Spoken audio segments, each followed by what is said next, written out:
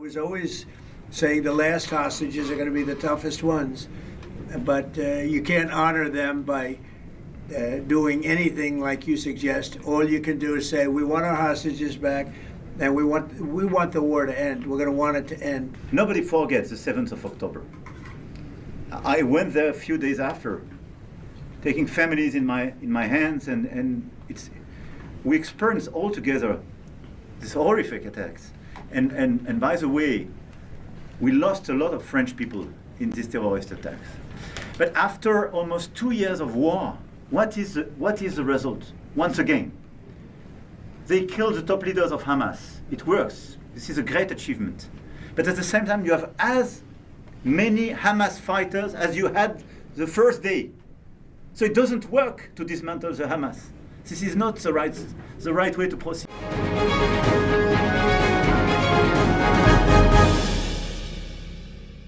We must admit the world's attention to the UN is fading.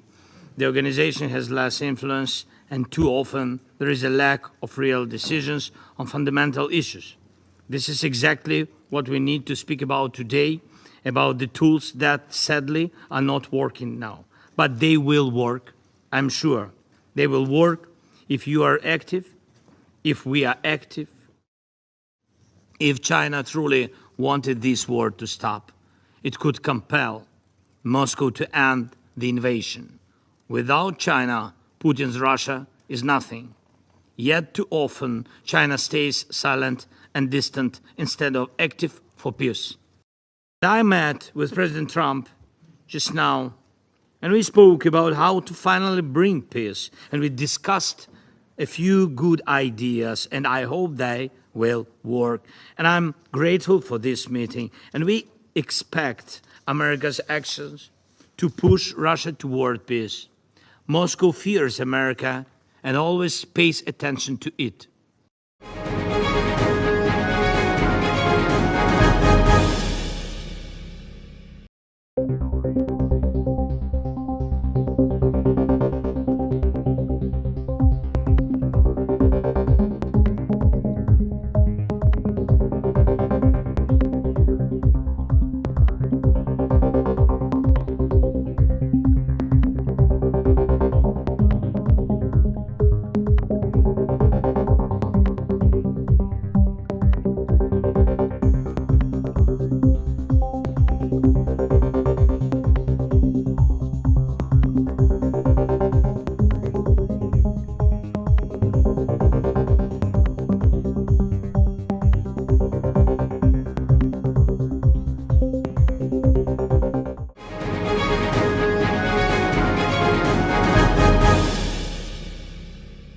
We have the lowest tariff of any country in the world.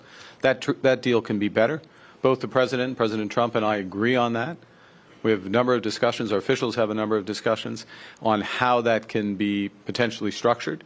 A lot of that will roll into this process of the review of what we call CUSMA, which is our agreement, you know this, but for everybody, agreement with the United States and Mexico. That review will start over the course of later this year. I mean, the individual country reviews, but the discussions will start later this year and into next year. With respect to the negotiations with the Americans, they're ongoing. We start from a strong position, but a position where we can make it better. And, you know, when the right deal is there for Canada, we will sign it.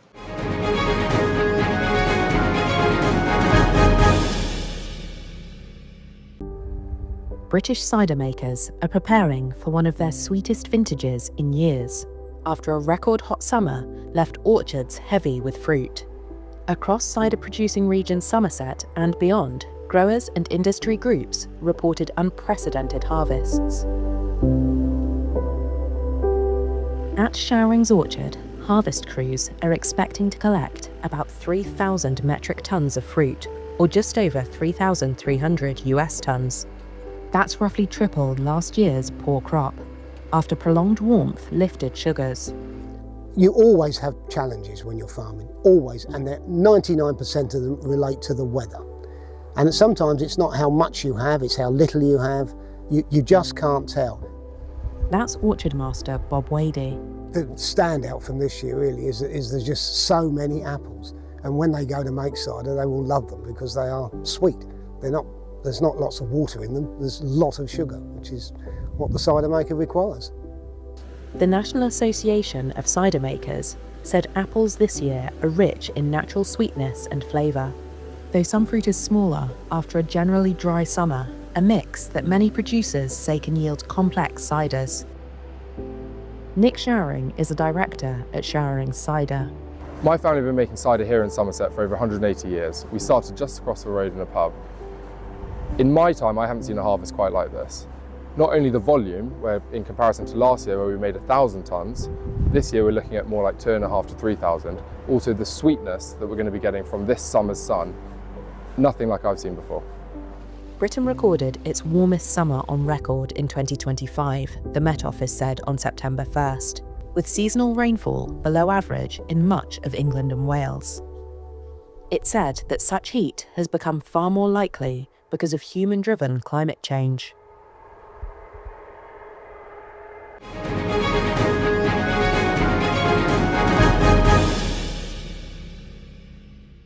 Hi Kia, we're just about to start class. How you doing? A new AI collaborator has entered the classroom at Simon Fraser University in Vancouver. Hi there, I am Kia from SFU. How can I help you with questions about AI?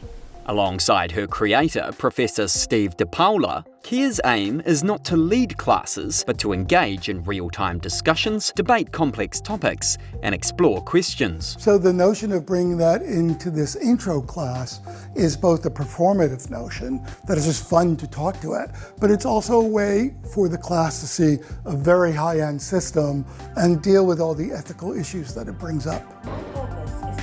DePaula has helped to design other AI bots for use in other SFU departments. He sees the potential for its greater good within the higher education sphere.